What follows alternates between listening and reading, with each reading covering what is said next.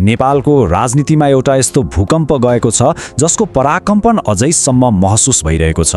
सोच्नुस् त, एक र्यापर जो मेयर हुँदै प्रधानमन्त्रीको कुर्सीमा पुगे र शपथ लिएको 24 घण्टा पनि नबित्दै देशका एक शक्तिशाली राजनीतिक खेलाडीलाई पक्राउ गरे।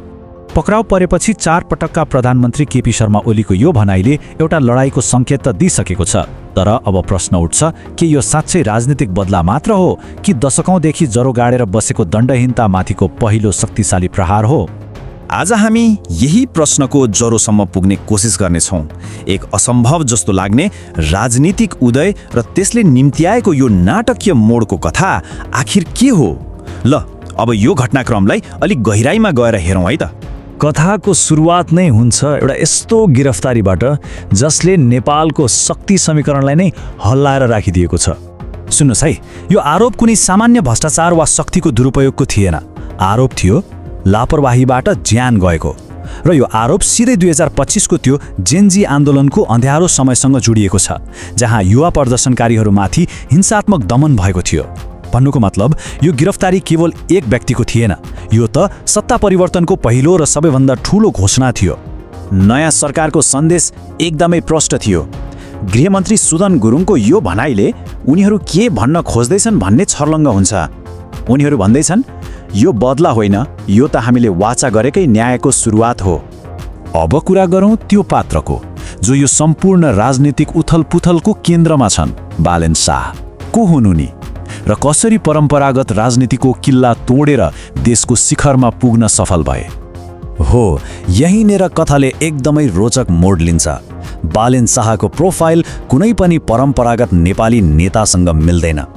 सोच्नुस् न, एक र्यापर जसले सडकको आवाजलाई आफ्नो गीतमा उतारे, एक इन्जिनियर जसले संरचनाको नक्सा कोर्थे, काठमाडौँको स्वतन्त्र मेयर र अन्ततः देशको प्रधानमन्त्री। उनको यो यात्राले नै देखाउँछ कि नेपालमा परिवर्तनको लागि कति ठूलो भोग थियो। उनको राजनीतिक यात्राको गति हेर्नुस् त। 2012 मा सडक बालकबाट सुरु भएको यात्रा ठ्याक्कै एक दशकपछि देशको राजधानीको मेयर बनेर स्थापित भयो र त्यसको केवल 4 वर्षमै प्रधानमन्त्री। यो कुनै सामान्य राजनीतिक करियर थिएन, यो त एउटा लहर थियो जसले पुराना दलहरूलाई नै चकित बनाइदियो। प्रधानमन्त्री बन्नु अघि काठमाडौँको मेयरको रूपमा उनको कार्यकाल निकै चर्चित तर उत्तिकै विवादास्पद पनि रह्यो। उनको काम गर्ने शैलीलाई मानिसहरूले डोजर उपनाम नै दिएका थिए। मेयर हुँदा उनको कामको दुईटा पाटा देखियो भनौँ न।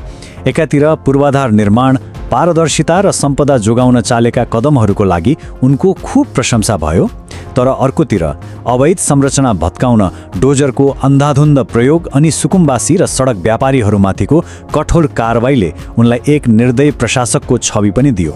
उनको कार्यशैलीको आलोचना देशभित्र मात्र सीमित रहेन।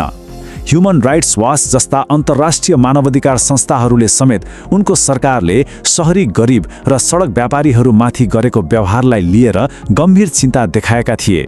काम गर्ने तरिका मात्र होइन, उनको स्वभाव पनि बेला बेला विवादमा तानियो।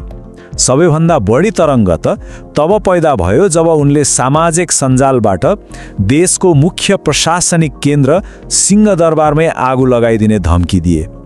यसले उनको आवेगपूर्ण र स्थापित प्रणालीलाई चुनौती दिने चरित्र पनि देखायो। तर बालेन शाहको यो असाधारण उदयलाई त्यो सामाजिक आन्दोलनबाट छुट्याएर हेर्नै मिल्दैन जसले उनको लागि राजनीतिक मैदान तयार पारेको थियो, जेनजी क्रान्ति। 2025 मा देशका युवाहरू सडकमा उत्रिए। उनीहरूको आक्रोश केमा थियो त? बेरोजगारी, भ्रष्टाचार र दशकौंदेखि एउटै नेता र दलहरू नै घुमाइरहेको राजनीतिक चक्रप्रति।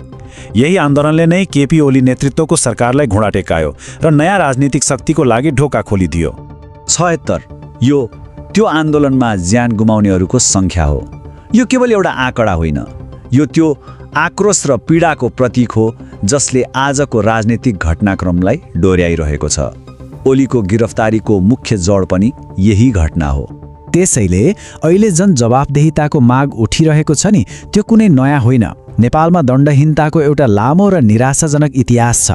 चाहे 1990 को मल्लिक आयोग होस्, 2006 को रायमाझी आयोग होस् वा 2015 को लाल आयोग, हरेक पटक छानबिन त भयो, तर ती प्रतिवेदनहरू कहिल्यै पूर्ण रूपमा लागू भएनन्। यही इतिहासले जनतामा गहिरो अविश्वास पैदा गरेको थियो।